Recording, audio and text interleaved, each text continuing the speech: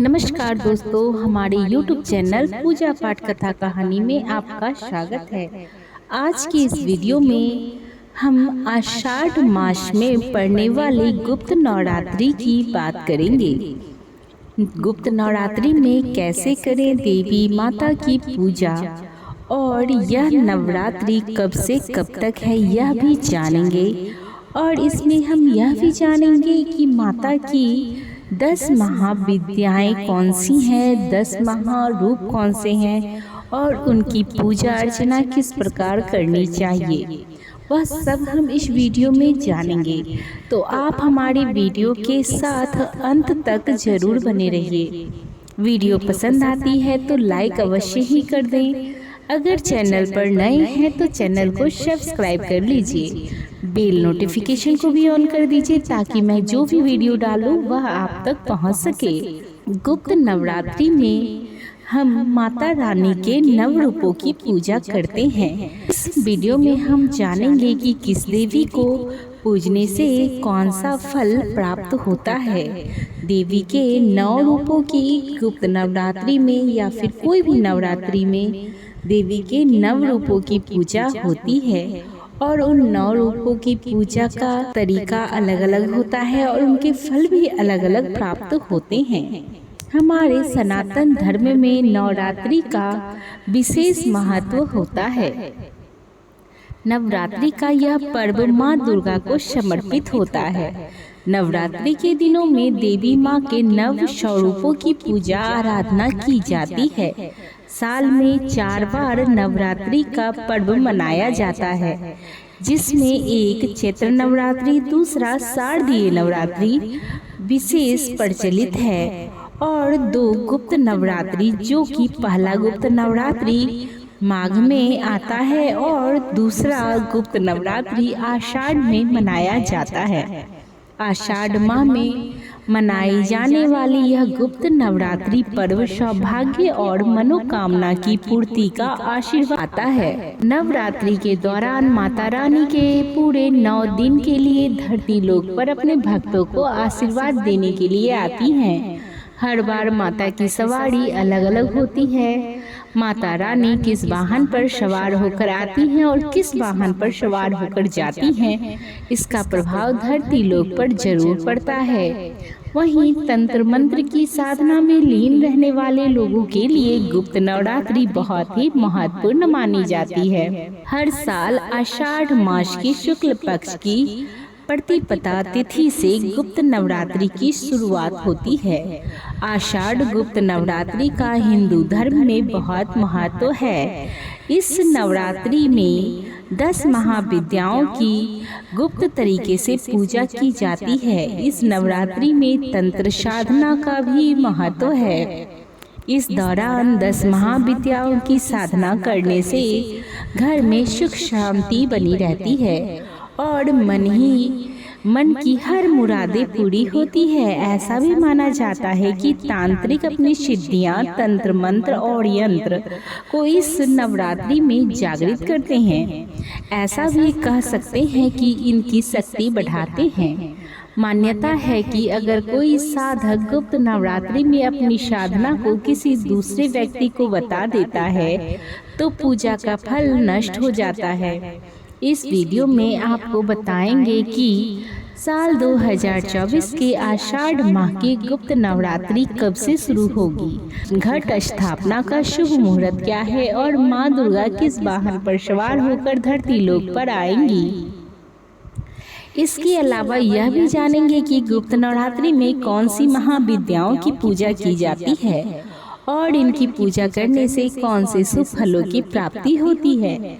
लेकिन उससे पहले आप अगर हमारे चैनल पर नए हैं और माँ दुर्गा का आशीर्वाद आपको भी मिलना चाहिए तो इस वीडियो को एक लाइक अवश्य ही कर दें और अपने स्वजनों के साथ शेयर भी कर दें। कमेंट बॉक्स में दुर्गा माता की जय भी लिख दें। चलिए सबसे पहले जानते हैं कि आषाढ़ माह के शुक्ल पक्ष की गुप्त नवरात्रि कब से शुरू होगी, घट स्थापना का शुभ मुहूर्त क्या होगा और माँ दुर्गा किस वाहन पर सवार होकर धरती लोक पर आएंगी।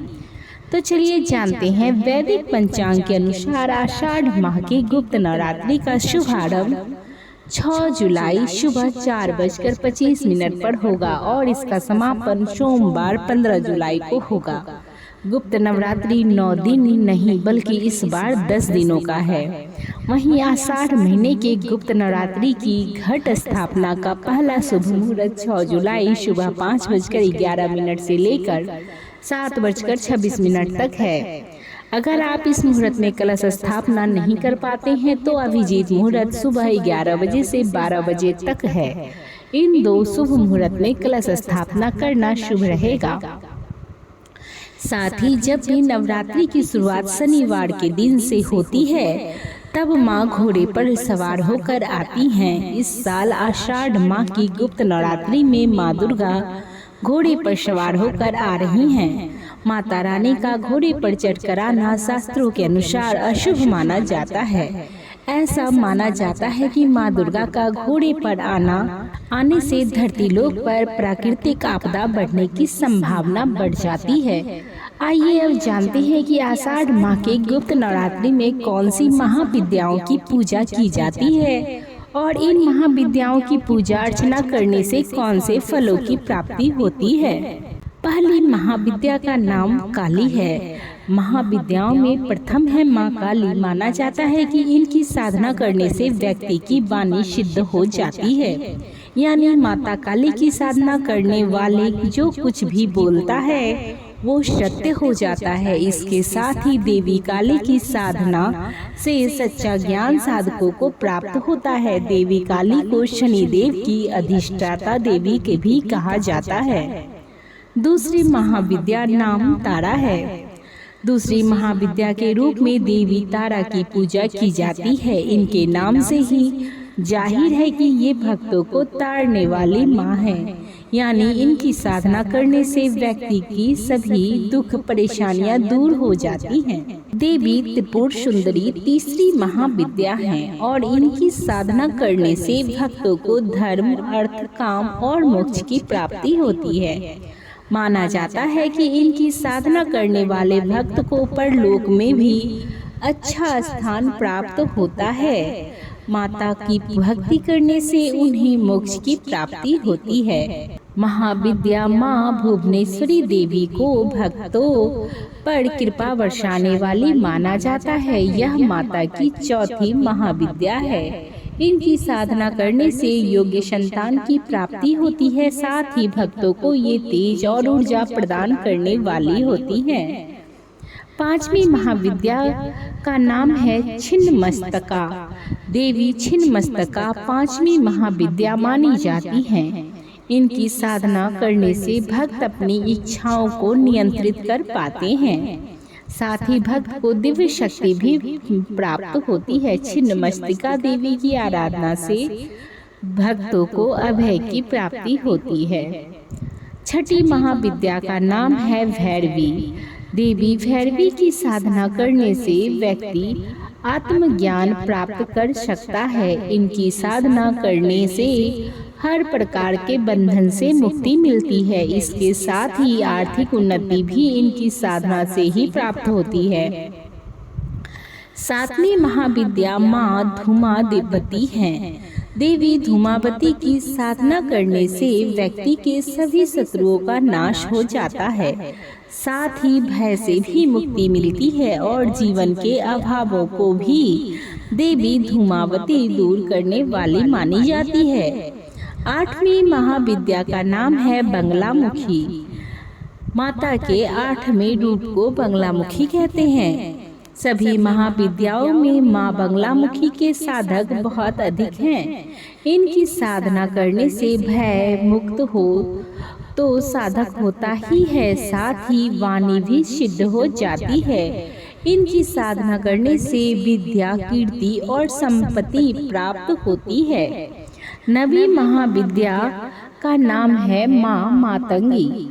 माँ मातंगी देवी की साधना करने से व्यक्ति को गृहस्थ सुख मिलता है। इसके साथ ही भोग विलास और सुख संपदा की इच्छा रखने वाले भी माँ मातंगी देवी की साधना से लाभ पा सकते हैं। साथ ही कुंडली जागरण और सिद्धियों की प्राप्ति के लिए भी इनकी पूजा की जाती है। 10वीं महाविद्या का नाम है कमला देवी। देवी कमला की साधना करने से व्यक्ति को धन्य धान्य और हर प्रकार के सुख की प्राप्ति होती है। साथ ही रोग मुक्ति और मोक्ष की प्राप्ति के लिए भी भक्त माता कमला की साधना करते हैं। इसी के साथ यह वीडियो यहीं पर समाप्त करते हैं। वीडियो आपको कैसी लगी कमेंट बॉक्स में जरूर बताइएगा। माता रानी की जय लिखना भी बिल्कुल नहीं भूलिएगा। अभी तक हमारी कथा के साथ जुड़े रहने के लिए आपका धन्यवाद।